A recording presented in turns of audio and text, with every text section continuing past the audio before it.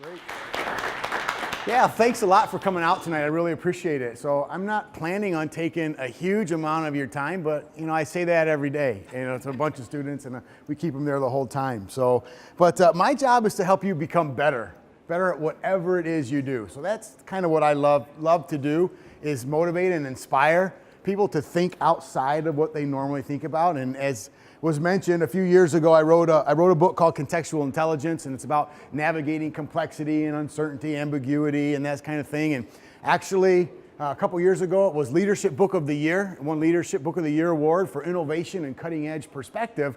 And when talking to the awards committees and the different conferences that I would go to, I would ask, so what's the big deal? Why did it win the award for innovation and cutting edge perspective? Because it's just, in my opinion, common sense leadership stuff about navigating the difficulties that we all encounter. Their response was, well, it's got the leadership stuff that everybody likes to read, but it presents it in a framework that's never been presented before, because it's based on the premise that the world we live in is constantly changing and always moving. Whereas previous models of leadership, the ones you learn in an MBA program, the ones you learned if you went to school in the 70s and 80s, and like I did, and in their traditional MBA program, those models are built on a world where you could do strategic planning, for example, and there was a stable, predictable pattern in how you could achieve success. Well, quite frankly, I'm actually teaching a global leadership class right now, a strategic thinking for multinational corporations, actually, at another university, which will remain nameless. But so I teach that class, and one of the things that we talk about quite a bit is strategic planning is really one of the things of the past. A lot of corporations really don't do strategic planning anymore, based on the idea and premise that so many things are changing all the time. You've got to have a different mindset and a different framework for leadership, for management, for success, for navigating success that depends on an unstable environment instead of a stable environment. And that's what I talk about. That's my idea, and the things I like to really present to people is we need to have an empirically based, scientifically rigorous and valid idea to lead and manage well, but it's got to be based on the premise that where I'm standing at tomorrow is going to be completely different, or today is going to be completely different tomorrow. And we've got to understand that, and it requires understanding three things: complexity, and what complexity really means, as opposed to complication, for example. One of the things that we're not going to talk about tonight, but I do talk about quite a bit in other workshops, and the full 3-day workshop that contextual intelligence really is the difference between a complex environment and a complicated environment. Most of us live in the reality that life is complicated, and we solve problems based on the reality that it's a complicated system, when in fact that is completely wrong. The world, life, your business, it's not complicated, it's complex. And there's a huge difference there. It's not just semantics. It has to do with even how you problem solve and how you approach things. One of the main things being a complex machine is Newtonian in its framework, and it basically is a linear progression, and you have many moving parts that you put together and form an organization, for example. And we even say things like, well, we're a well-oiled machine, or we're firing on all cylinders, as a metaphor for doing well, and it really doesn't communicate, because life isn't like a machine, it's more like Play-Doh. And for example, like mixing different colors of Play-Doh together, taking two different colors and mashing them together, you still have all the different ingredients, but when they mix together, it creates something brand new. Instead of when the machine breaks, you can take the pieces apart, disassemble it, fix the piece, and put it back together. But life doesn't happen like that. Life's like that Play-Doh that's mixed together. You've got all the different colors in there, but when it doesn't work out right, I can't take the blue Play-Doh back out of the green Play-Doh, kind of thing. And that's how life is, and it requires a totally different perspective, which can be learned and can be managed, and that's what I spend a lot of my time doing. In fact, I've got several Fortune 500 companies that I work with specifically on getting the culture of their organizations to start thinking along those terms. The other two things I mentioned is one is synchronicity, which is how we manage and use our experiences, which is actually very interesting to talk about. And then the other one is our tacit knowledge, and how we leverage tacit knowledge, which are the things you know are absolutely true, but have no idea how you know that or where you learned it. And an example of tacit knowledge would be when you ask someone, who just did something really, really successful. And you ask, well, how did you do that? What was it that made you think that that was the right thing to do at that time? And they look at you and say, I don't know, just kind of lucky, or a little birdie told me, or just felt right, or something like that. But yet they behaved in a way that was appropriate for the situation they were in. When you can't explain where you learned something from, it's called tacit knowledge. And it's there, and what we have to do is do the work, and it is work, to go back and begin to think about, all right, why did I actually do that? What were the cues? What were the signs? What was the information? How did all this information converge together to lead me to this decision? And most of us never, I won't say never, but most of us rarely do that kind of work in our own minds and analyze our own thinking. And so that's part of what CI is. And today I'm going to do a little spin-off of some of that content. And again, this is all in the book, but I want to talk about 3 things that we can do to really help us navigate the nonsense that's going on out there. 3 things in our lives, in our businesses, in our relationships. And the beautiful thing about this isn't just a management tool that you use as an executive, although you certainly can, and many people do. But this is one of those things that I believe with all of my heart helps you become a better person across the board. Stress in your life, stress in your business, your relationships.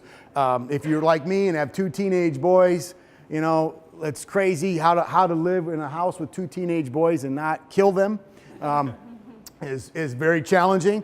But you know how you navigate that. And so I've got 3 things here that I wrote on the board for us to kind of think as 3 things that you can start doing today to help you navigate the craziness of business, relationships, life, all that stuff. And the first one is get over your hindsight bias. Okay, and again, I have got an entire chapter in the contextual intelligence materials that I write on what hindsight bias is and how it hurts us so badly. One of the things that hindsight bias does that's so damaging is it prevents us from doing what I call 3D thinking. And 3D thinking is one of those strategies that is proven to be really helpful for people. And basically what that is understanding how hindsight, insight, and foresight affect your view of the world. Most of us and most people, when we make a decision or evaluate an opportunity, we evaluate that opportunity based on hindsight. What happened last time? Do I know someone who experienced something close to this in the past? And we use experience of ourselves and other people to inform our behavior. Okay, that's great. And I would never tell anybody, don't use your hindsight.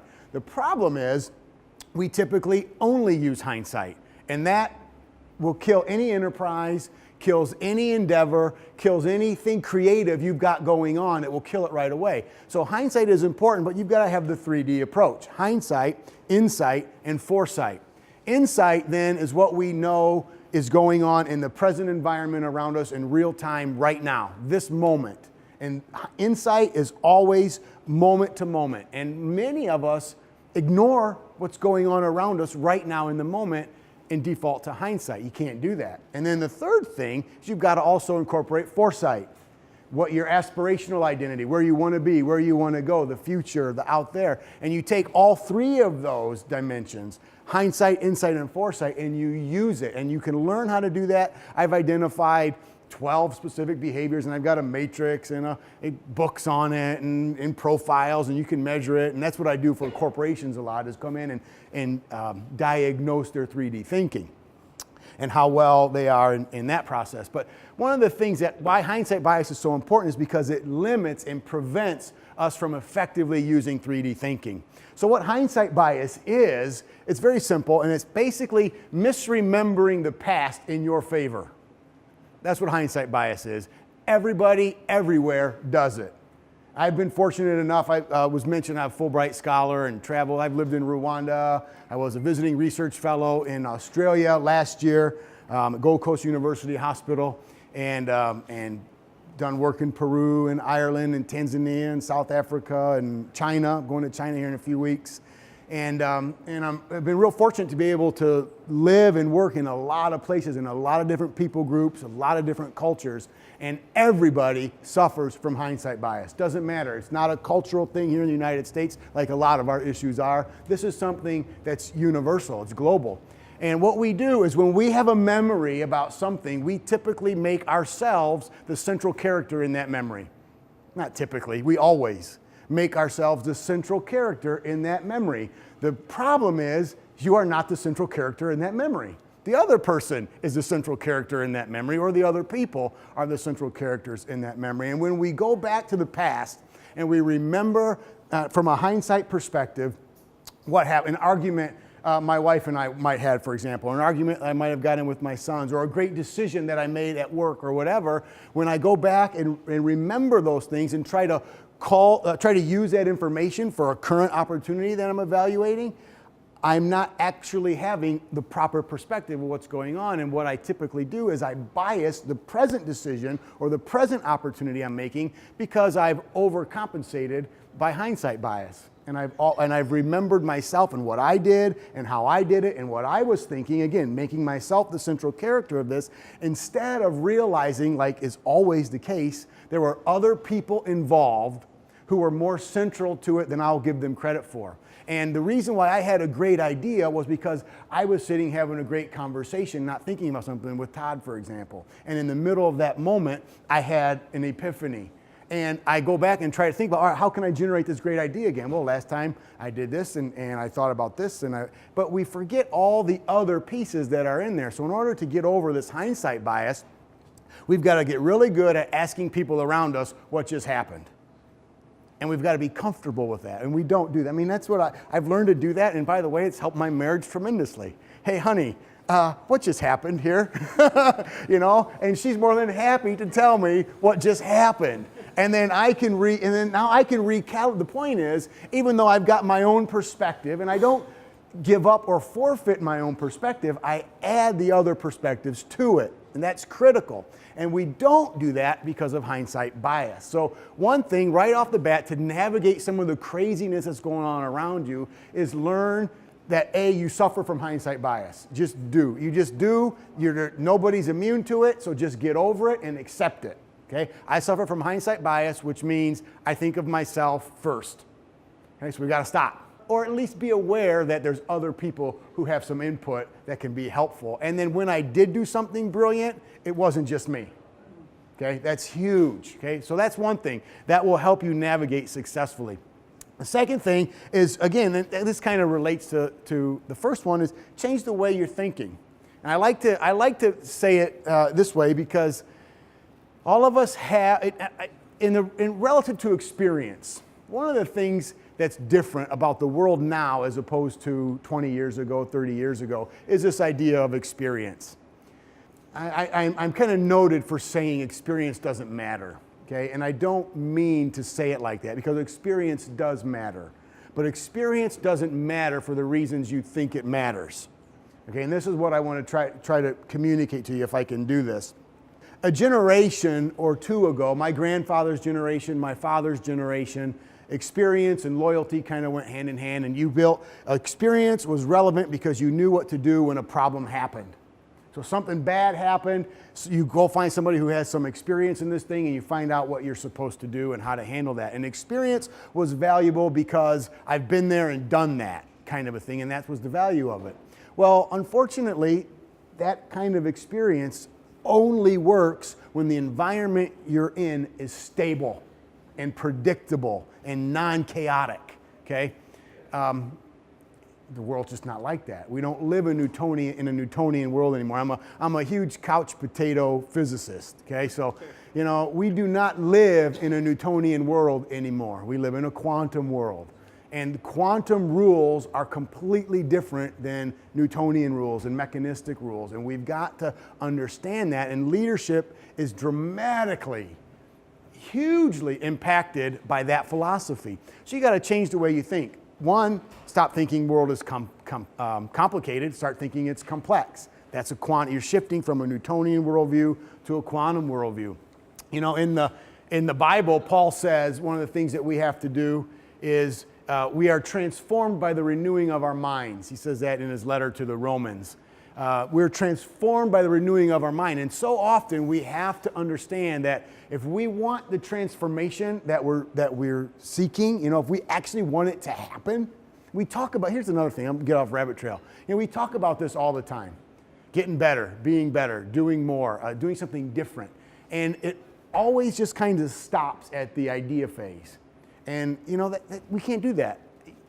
You just can't do that. You have to do what it is you say you're going to do. You will die. You will suffer. You will live a miserable existence if you don't do what it is that's in your heart to do. That's why entrepreneurs are so great people to be around and work with, and people have new ideas because they're actually doing it. And what do you hear when you talk to entrepreneurs? All the failures, right? How hard they worked at this and it didn't work. How hard I worked at this and it didn't work. But then this happened, and they have this huge epiphany. And the reason why entrepreneurs can do it because they are experts at changing the way they think. All the time, it's a different idea, a new thing, a new perspective, and they're actually achieving the transformation they want over time.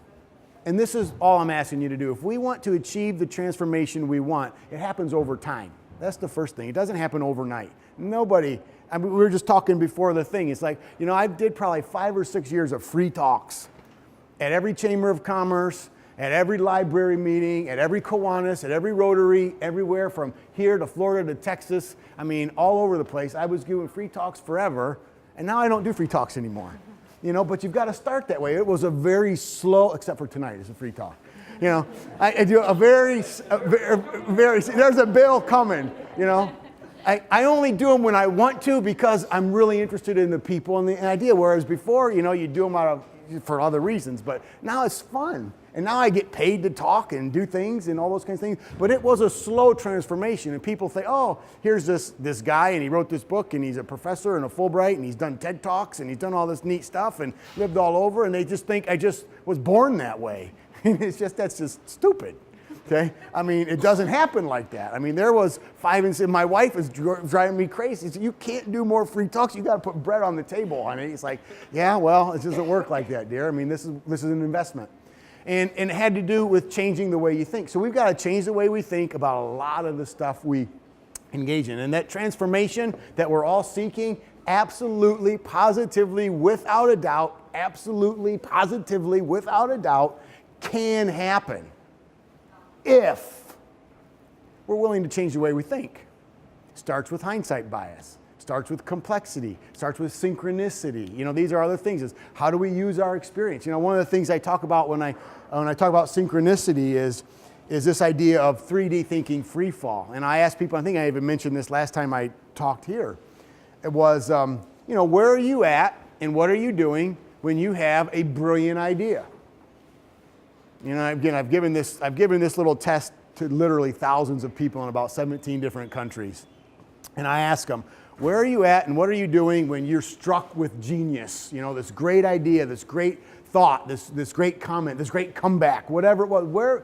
And they always say 5 places. Everybody, it doesn't matter where you're at. They always say 5 things come up. Well, some sort of physical activity, on a walk, on a jog, driving in a car, I'm about to fall asleep, I'm in the shower, I'm on the toilet. Every time. And I was sitting in a hotel room one night, and I was going over rehearsing that because I was going to talk about it the next afternoon, and it dawned on me that no one ever has said, and I'm not exaggerating when I tell you thousands of people I've interviewed for this, no one has ever said at work. No one's ever had a brilliant idea, a great stroke of genius or insight at work. It's always in one of these other, it's in the shower, it's on a walk, something like that. And I begin to ask, so I started following up the question with, all right, so when you have the stroke of genius on the toilet, what are you thinking about? And they all say, and not they all, it's a smaller percentage, but they mostly say nothing. And I'm like, really? You're thinking about nothing, and out of nothing, this poof idea comes. And I egg them on. I said, is it nothing? Because that's happened to me, so it's happened to you. I know it has. And I asked, all right, so this is what happens to me. Tell me if it's something like this for you. when you have that flash of genius, it's not that you're thinking about nothing. You're thinking about what you need to do tomorrow, what you did yesterday, what you did 5 years ago, what you want to wear tomorrow to work. The thought about what you wear tomorrow to work triggers a thought you had when you were at the high school prom and debating whether I should wear a cummerbund or a bow tie or whatever. And then you remember the date, and then the date reminds you of the dress, and this reminds you of your wife's, oh my God, I got to pick up the dry cleaning. And then you think about the vacation you took about when you were a kid, and it reminds you of the vacation you want to take next year with your family. You are all over the place, right? And they're like, yeah, that's what's happening. I'm nowhere but everywhere. And I said, so really you're not thinking about nothing, you're thinking about everything. And they're like, yeah, I'm thinking about everything. And we call that 3D thinking free fall, because what you're doing is you're taking a lot of memories from your past, a lot of things going on in the present, and a lot of things that you want to happen in the future, and you're converging past, present, and future together, and out of the experience pool, which is a much broader pool, from past, present, and future, you draw a great idea, because you're cultivating ideas from multiple experiences, not just one. Which is why we can never have a great idea at work, because when you're at work, you're only remembering experiences you have in your work file in your brain. But when you're in the shower and having that flash of brilliance, you've got files in your brain open from 5 years ago, 10 years ago, 12 years ago, today, tomorrow, 5 years from now. The future is only an anticipated memory. That's all the future is. So it's all memory-based anyways, and this idea of going out there, you draw on all these different experiences, and now you've got a much richer pool to draw from, and you have a flash of brilliance. That's synchronicity. It's leveraging your experiences so you can use them when you need it, not filing them away for a rainy day, and then when that rainy day gets there and you want that information, you're like, oh, where did I put that file? It's gone. So the idea is don't live in that file system. The idea is open all of your files and leave them open all the time. So you're constantly walking around in a whiteboard brainstorming mode. That's what changing the way you think is. And well, that can't be done. That would be so, it can be, and you can learn how to do it, and there are skills associated with that. And then the last thing that we'll talk about here, and this is my Twitter, don't forget to follow me on Twitter, okay? The last thing is don't get on the bus yet, which is one of my just pet peeves. There's a lot of stuff about get on the bus, and you read these books and all these business books, get on the bus and make sure the right people are on the bus and all that. I just want to issue a word of caution with that. You know, we all talk about being on the right bus with the right team and the right people. That's true. But in order for us to do that, you've got to know who's already on the bus. Okay? Don't just get on the bus because someone's going somewhere. If you want to navigate this crazy life, you've got to understand, hold on, excuse me. You've got to understand the agreement trust matrix. This is who's on the bus. So this is my one little professor moment I'm going to give you here. This is based on research from a guy named Peter Block.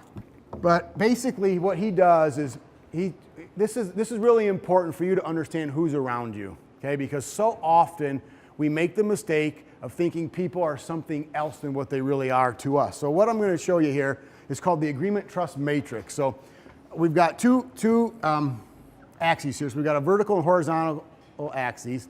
We're going to create a matrix. On this matrix, we've got low and high, and we'll put high over here. So let's just say this is a scale of 0 to 10, okay? And we all know 10 being awesome and 0 being pathetic, okay? So on this axis is trust, okay? And on this axis is agreement. Every single person that you know fits into this matrix. There's not an exception, all right? Now, the matrix goes something like this. Somebody who I have a low degree of trust with and a low degree of agreement. In other words, I don't trust you and I don't agree with you. All right, we call that person an enemy. Okay? I don't trust you and I don't agree with you. In other words, now trust in this case, it simply means if you believe the other person has your best interest in mind, or at least has some of your interest in mind, and believe they have your back in some capacity, okay? So that's what trust is. Agreement means how much we think alike, how many similar experiences we have, and how much we see eye to eye, either ideologically, politically, religiously, whatever, it's in how business-wise, you know, whatever, how much we see eye to eye. So somebody who I don't see eye to eye with, I don't agree with, and I don't believe they have my interest in mind, and they're only in it for themselves, fits in this low category down here. We call them an enemy. All right? The beautiful thing about this is enemies of all four are the easiest people to deal with because we have an understanding. You don't like me, and I don't like you. So we don't need to talk. Deal. You shake hands, you walk away from each other, and you can usually live life pretty well. And you're actually pretty cordial with those people, actually, because when you are forced to interact with them, it's short and sweet, and it's very professional. It's just like you just do the business you need to do, and you part your ways. Because that's what we do with enemies, because you're not willing to even talk to them. You know you don't agree, so you're not going to throw any political thing out there. You're not going to throw a religious thing out there, because you know it's a dead end anyways. And you're not going to tell them what's on your heart or your mind, because you know they're not going to care or do anything with it anyway. So you can actually be very professional with these people. That's the enemies. The other side then, kind of common sense, is the person who we have high agreement with and high trust. So I trust you. I believe you have my best interest in mind. I believe that you're in it for more than just yourself. And we see eye to eye. We agree on things. We've got similar experience, similar backgrounds. We call that person, you can imagine, a friend. Okay? These are the two places that we usually think everybody falls into. They're either a friend or an enemy. The reality is there's two more boxes left, and the other part is most of the people you know, and by most I'm going to just like 97%. So just about everybody you know falls in one of these two boxes, not one of these two boxes. And this is why you're so frustrated. This is why life is maddening, and why this nonsense is everywhere, is because you think people are always just one of these two boxes, and rarely do you don't have nearly as many enemies as you think, and I guarantee you don't have nearly as many friends as you think you have. Okay? They're one of these other two. All right? So where are these other boxes? Where are these other ones? So what about someone who I trust, high degree of trust, but I don't agree with? Okay? So this is what's interesting here. So again, we don't agree. We don't see eye to eye. We don't have similar backgrounds or experience, but I know or believe you've got some of my best interest in mind. You're not a completely selfish person, okay? So in my case, we call this person a wife, okay? So, and other people call them opponents, okay? Opponents, okay? So we've got opponents here. These are people who I don't agree with, but I know they've got something valuable to say. Already, this can change your life, because when an enemy tells you you're being a total tool and a total jerk, what do you say back? So what? I know, yeah. You are too. Screw you, kind of a thing. When an enemy tells you that, we get defensive, and we're just like, what do I care what you think, But when an opponent, someone who you trust but has a different perspective, when they tell you you're being a jerk, you still might be like, a little standoffish at first, but usually you're like, all right, what did I do? Like in my case with my wife, all right, what did I do? I'm sorry. Whatever happened, I didn't tell me what I did, and she'll faithful to tell me. Okay? And then now I've got a learning opportunity here. Okay? Same thing with business partners, with vendors, different people, vendors you've been in business with for a long time, things like that. So this is the opponents. The fact is, and sociologists will tell you, and part of the research that comes with this whole thing, is these are the people who add the most meaning and value to your life, which is why I can put my wife in this category, because she adds the most meaning and value to my life. My kids, the people I work with, because they tell me a lot of times what I don't necessarily want to hear but need to hear. This is the whole value. This, by the way, is the only way diversity works. I do a lot of work with diversity because my contextual intelligence model looks at cultural competency. So what we find, this is a little side note again, in a lot of organizations, at least the ones that I work with, I measure two areas of culture in my contextual intelligence profile. We measure multicultural leadership, and we measure aversion to new or different ideas and just diverse ideas. And what we find is organizations almost categorically have very high multicultural leadership rating, which means on their team, they've got a lot of diversity represented on their team. So there's a lot of gender diversity, ethnic diversity, and a nice little picture for a brochure kind of a thing, that kind of diversity. But when you dig a little deeper and ask about, all right, well, when you hired and selected these people, did you select for people who still think like you think? And the answer is yes. So even though I've got a very diverse brochure cover with all the right genders and all the right ethnicities and all that on the front cover, all of us went to Ivy League schools, and we're all white collar workers with great educations and similar experience. We all think the same way. We all got very similar experiences, but we're different skin colors, so we're diverse. No, you're not. Because diversity isn't about that. It's about having somebody challenging your ideas, someone challenging your experience. This is why opponents is so valuable, because we've got to spend the time to find people who we trust but don't agree with, and that's hard work. Think about your own marriage, your own relationships. It's hard work. You don't have 20 great friends who do this. You've got one or two. If you're lucky, 4 or 5. People, because it takes a lot of time to cultivate this kind of thing here. So this is when diversity actually works, and only when it works. So we need these people in our lives. So again, the whole point is, don't get on the bus just yet so you know who's on the bus. Okay, this is going to help. The last box is the most fascinating one yet, because this is the box that most of the people in your life are. Okay, most of the people in your life fall in this category. I agree with you, but I don't trust you. Okay, I agree with you. We want something similar.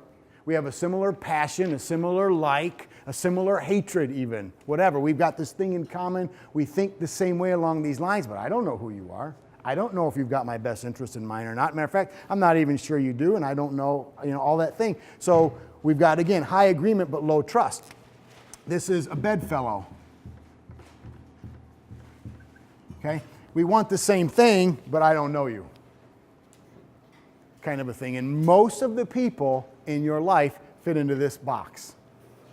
And what's tragic about this is these are the people we typically call friends, because we base our friendship on how much we think alike, as opposed to, do they actually have some of my best interest in mind? And when we start forming relationships around thinking similarly, as soon as that common thread goes away, the relationship is over. This is why you have high school, your college roommate was going to be your best friend forever until you graduated and went your separate ways, kind of thing. Your high school best buddies, this kind of, that thing that's in common goes away, and so does the quality of the relationship. And we end up brokenhearted a lot because we think we're losing friends all the time, and really you're not. It's just a bedfellow. And once you know, now here's the trick of this is, all right, so this is true. This has been validated. Everybody you know is one of these 4, and you're doing probably what everybody else does every time they see this, is they start going through their list of people that they know. All right, this person's a bedfellow, this person's an opponent, this person, and you're going through the list. That's fine. You can't help but doing that. The value of this is you need to place yourself in the boxes for those people. So when I talk with Frank at work and Susie at the office and the lady at the grocery store, what am I to her? And once you realize how you are to these people, it will change the way you relate with them. It will change the way you interact with them. It will change the way you can influence them, because you'll stop wasting time where time doesn't need to be wasted, and you'll start improving on the quality of the conversations and things you'll have otherwise. Because a lot of people just fall in this category. They just want something because you can help them. So I'm going to make money off these people, but not these people. And it's part of how you make decisions and how you navigate your life. I'm telling you, if you do those 3 things, start understanding hindsight bias, start understanding and how you think and the faults in your thinking, and start understanding how you relate to the people around you and how they relate to you and what the connection is, you will be much better at navigating the nonsense that occurs in your life, be it business, personal, relationally, whatever. The end. So,